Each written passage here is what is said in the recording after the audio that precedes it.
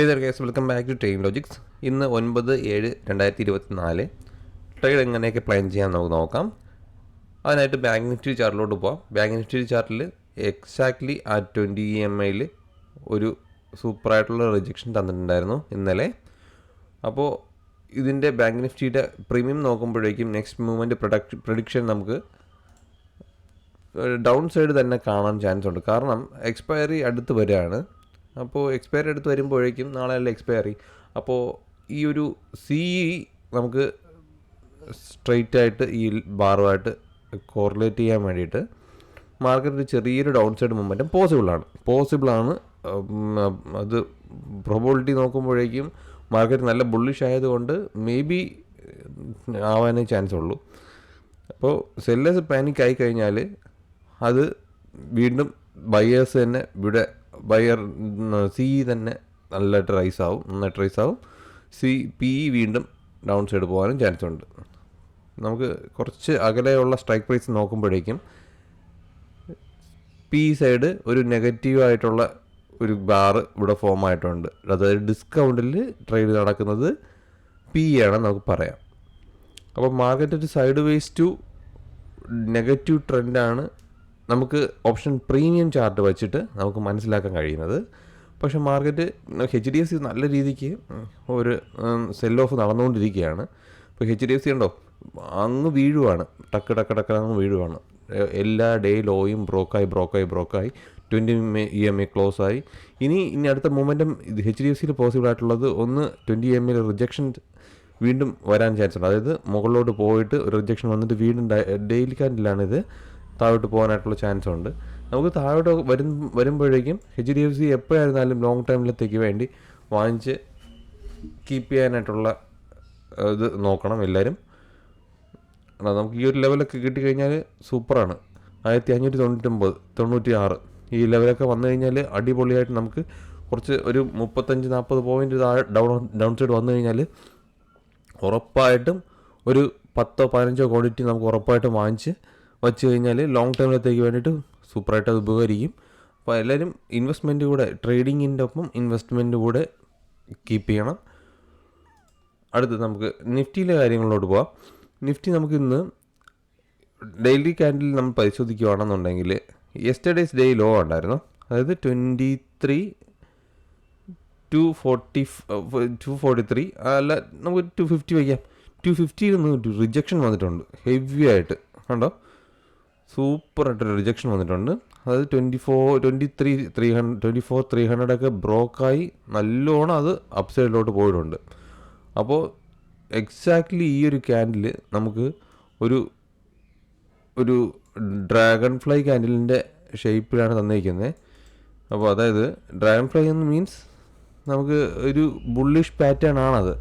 Bullish pattern തരുമ്പോഴേക്കും bullish പാറ്റേണിൻ്റെ upside break ആവുകയാണെന്നുണ്ടെങ്കിൽ റിയൽ ടൈമിൽ നമുക്ക് അടുത്ത ഹൈയിലോട്ട് മാർക്കറ്റ് പ്രൊജക്റ്റ് ആവും. അപ്പോൾ ആ ഒരു കോൺസെപ്റ്റ് മനസ്സിലാക്കുക. മാർക്കറ്റ് ഹെവി ആയിട്ട് ബുള്ളിഷിൽ തന്നെയാണ്. ഒരു പ്രോഫിറ്റ് ബുക്കിങ്ങിലോട്ട് മാർക്കറ്റിന് പോകാനായിട്ട് ടൈം കിട്ടുന്നില്ല.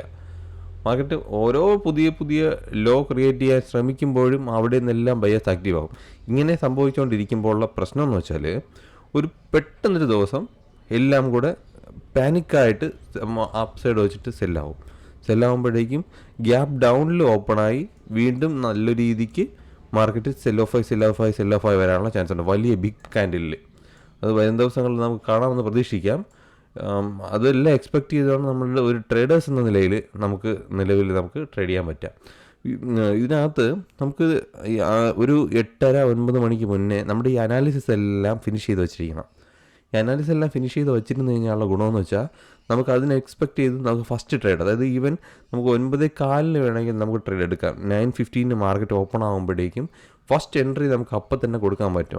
അതിന് വേണ്ടിയിട്ടാണ് ഈ അനാലിസിസ് നമ്മൾ കൊണ്ടുവരുന്നത്.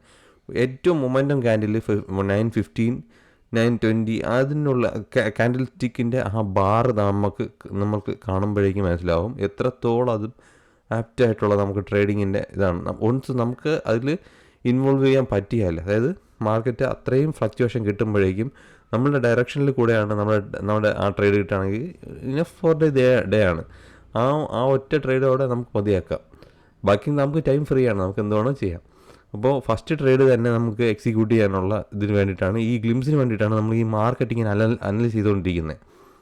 അപ്പോൾ മാർക്കറ്റ് അനലൈസേഷൻ നമുക്ക് ഒരു 8:30 9 മുന്നേ ഫിനിഷ് ചെയ്ത് വയ്ക്കുക.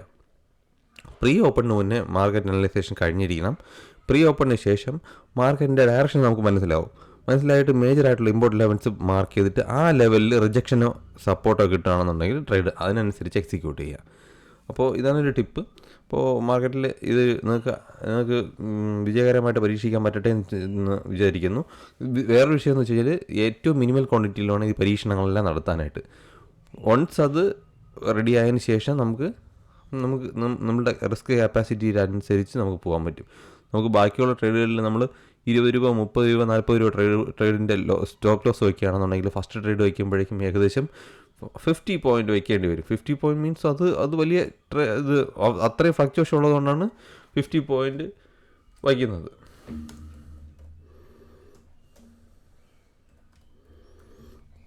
50 പോയിൻറ്റ്സ് വയ്ക്കുമ്പോൾ 50 പോയിൻറ്റ്സ് വയ്ക്കുമ്പോഴേക്കുള്ള പ്രശ്നം എന്ന് വെച്ചാൽ ഇത് നമുക്ക് സ്റ്റോപ്പ് ലോസ് വയ്ക്കുന്നതിൻ്റെ ഗുണമേ എന്ന് വെച്ചാൽ നമുക്ക് സ്റ്റോപ്പ് ലോസ് ഹിറ്റാവാനായിട്ട് നമുക്ക് 10 രൂപ 20 രൂപയ്ക്ക് വേണമെങ്കിൽ വയ്ക്കാം. അതൊക്കെ ഈസിയായിട്ട് ഹിറ്റാവും. ഫസ്റ്റ് വോളറ്റൈൽ ആയിട്ടുള്ള ട്രേഡ് നടക്കുകയാണെന്നുണ്ടെങ്കിൽ ഈവൻ 50 to 100 പോയിൻറ്റ്സ് കൺഫേം ആയിട്ട് സ്റ്റോപ്പ് ലോസ് നമ്മൾ മെയിൻറ്റെയിൻ ചെയ്തേ പറ്റുള്ളൂ. 100 പോയിൻറ്റ്സ് എന്ന് വെച്ച് കഴിഞ്ഞാൽ നമുക്ക് ഇപ്പോൾ ബാങ്ക് നിഫ്റ്റിയെ സംബന്ധിച്ചിടത്തോളം ഒരു ലോട്ടെന്ന് വെച്ചാൽ 15 ആണ് അല്ലേ. 15 വരുമ്പോഴേക്കും 15 ഇൻറ്റു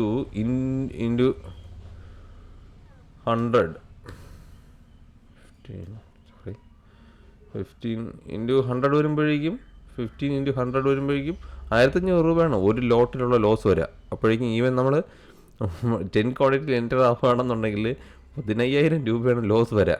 അപ്പോൾ ഇതേപോലെ വലിയ സ്റ്റോപ്പ് ലോസ് വരുമ്പോഴേക്കും വലിയ മണി ലൂസ് ചെയ്യാനായിട്ടുള്ള ചാൻസ് ഉണ്ട്.